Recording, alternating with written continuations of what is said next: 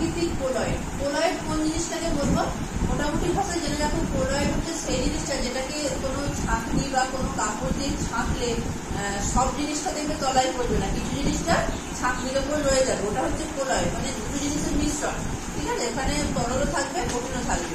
যেমন দুধকে যদি আমরা ছাঁকি দেখবে পুরোটা যাবে না, সাদা সাদা কিছু ওপরে লেগে থাকে, ওটা হচ্ছে কোলয়েড। যেমন রক্ত হচ্ছে প্রাকৃতিক কোলয়েড। তারপর দেখো যে তরল যোগ করা, মানে হচ্ছে কানেকটিভ টিস্যু। রক্ত কি করে? আমাদের পুরো শরীরকে কানেক্ট করে রাখে, তো তাই জন্য ওকে তরল যোগ করা বা কানেকটিভ টিস্যু বলা হয়। রক্তের পিএইচ ভ্যালু কত? 7.4। 7.4 মানে হচ্ছে ক্ষার। কোনো কিছুর পিএইচ ভ্যালু যদি 7 এর নিচে হয় তাহলে সেটা হয়ে যায় অ্যাসিড, আর 7 এর উপর হলে ক্ষার। তার মানে রক্তটা কি হবে? রক্তটা তাহলে ক্ষার বিষ। 7.4। পুরুষের শরীরে রক্তের পরিমাণ থাকে 5.5 লিটার, ঠিক আছে? পুরুষের শরীরে থাকে 5.5 লিটার, আর মেয়েদের শরীরে থাকে 5 লিটার, একটুখানি কম থাকে, ঠিক আছে? তার কারণ কি? তার কারণ হচ্ছে পুরুষের শরীরে হিমোগ্লোবিনের পরিমাণ বেশি হয়, মেয়েদের হিমোগ্লোবিন কম হয়। মেয়েদের হিমোগ্লোবিন কম থাকার জন্য রক্তের পরিমাণ পুরুষের থেকে কম হয়, ঠিক আছে? এবার রক্ত, আমাদের শরীরে রক্ত কোথায় তৈরি হবে? আমাদের শরীরে রক্ত তৈরি হয় বোন ম্যারো, মানে হাড়ের ভেতরে এক ধরনের পদার্থ থাকে, ওইখানে আমাদের রক্ত তৈরি হয়, তাকে বলে বোন ম্যারো বা অস্থি মজ্জা। এবার দেখো, যখন শিশু ভ্রূণ অবস্থায় মায়ের পেটে থাকে, ওদের তো হাড় হয় না। হাড় হয় কি? যখন ভ্রূণ থাকে 2 মাসের বা 1 মাসের, ওদের তো হাড় হয় না। তাহলে ওদের শরীরেও তো রক্ত আছে, ওদের রক্তটা তাহলে কে তৈরি করে? ওদের রক্ত তৈরি করে লিভার। ভ্রূণ অবস্থায় লিভার রক্ত তৈরি করে। আর যখন অ্যাডাল্ট হয়ে যায়, মানে বাচ্চা পেট থেকে বেরোলো, মানে হাড় পুরো সম্পূর্ণ হয়ে গেল, মানে তখন বোন ম্যারো রক্ত তৈরি করবে, ঠিক আছে? এবার দেখো, এবার কি রক্ত স্টোর কোথায় হয়? রক্ত স্টোর কোথায় হয় বললে সঙ্গে সঙ্গে আমাদের কিসের খেয়াল আছে? হৃৎপিণ্ড। হৃৎপিণ্ডতে রক্ত স্টোর হয়। হৃৎপিণ্ডতে রক্ত স্টোর হওয়া মানে কি? তো কাজ করা বন্ধ করে দেবে, ঠিক আছে? তো চলা বন্ধ করে দেবে। রক্ত স্টোর হয় আমাদের শরীরে পেটের স্প্লিন বা প্লিহা, ইংলিশে বলছি স্প্লিন, আর বাংলায় বলছি প্লিহা নামে একটা অঙ্গ থাকে যেখানে রক্ত স্টোর হয়, হ্যাঁ? তাই জন্য ওকে ব্লাড ব্যাংক বলা হয়, রক্ত স্টোর হয়।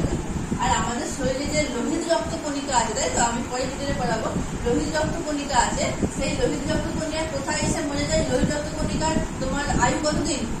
120 দিন। তো 120 দিন পরে সে মরে যায়। সে মরে যাওয়ার পর কোথায় আসে? সে এইখানে স্প্লিনেতেই আসে, ঠিক আছে? তাই জন্য স্প্লিনকে ব্লাড ব্যাংকও বলে, আবার আরবিসির কবরখানাও বলে, আরবিসির কবরখানাও বলে, দুটোই বলে। তারপর দেখো কোলেস্টেরল। কোলেস্টেরল হচ্ছে এক ধরনের চিপচিপে পদার্থ, ঠিক আছে? যারা বেশি বাদাম ঘি বেশি খায়, তাদের শরীরে কোলেস্টেরলের মাত্রা বেশি হয়। নর্মাল কোলেস্টেরলের মাত্রা হচ্ছে 200 গ্রাম পার ডেসিলিটার, ঠিক আছে? এর থেকে বেশি হয়ে গেলে সমস্যা। তারপর দেখো হিমোগ্লোবিন। আমাদের পুরুষের শরীরে হিমোগ্লোবিন আছে 14 গ্রাম পার ডেসিলিটার, আর মেয়েদের 13 গ্রাম পার ডেসিলিটার। আচ্ছা, হিমোগ্লোবিনের রং কি হয়? লাল রঙের রক্ত হিমোগ্লোবিনের জন্য হয়। আর হিমোগ্লোবিনে কি থাকে?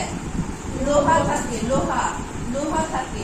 লোহার পরিমাণ ছেলেদের শরীরে বেশি হওয়ার জন্য ছেলেদের শরীর হার্ড হয়, আর মেয়েদের শরীরে কম থাকার জন্য মেয়েদের শরীর নরম হয়।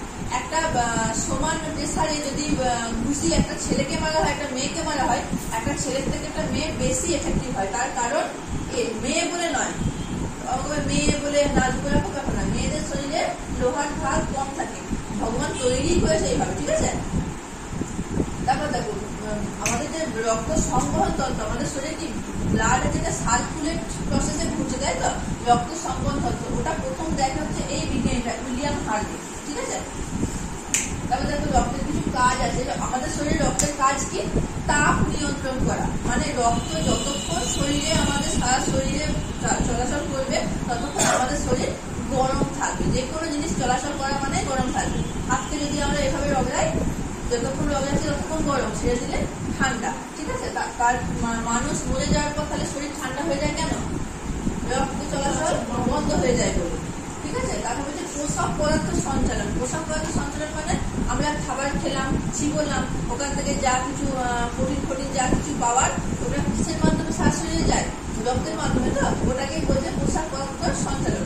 তারপর হচ্ছে গ্যাসের আদান প্রদান। আমাদের শরীরে যে কার্বন ডাই অক্সাইড আর কার্বন ডাই অক্সাইড আর অক্সিজেন যে আদান প্রদান করে, ওটা রক্তের মাধ্যমে আদান প্রদান করে।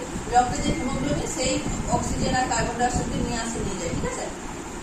তারপর হচ্ছে রেশন পদার্থ, তাই তো রেশন পদার্থ কি করে আমাদের শরীরে যা কিছু সব আমাদের কিডনিতে যায়। কিডনি কি করে, কিডনি রক্তটাকে শোধন করে, যে ভালো রক্তটাকে আমাদের শরীরে পাঠিয়ে দেয়, আর যেসব খারাপ ইউরিয়া যেসব রেশন পদার্থ সেগুলো শরীর থেকে বার করে দেয়। কিন্তু যাই তো রক্তের মাধ্যমে সব কিছু। হ্যাঁ, তাহলে মোটামুটি এই 4টে কাজ তোমরা মোটামুটি একটা রক্তের বুঝতে পারলে।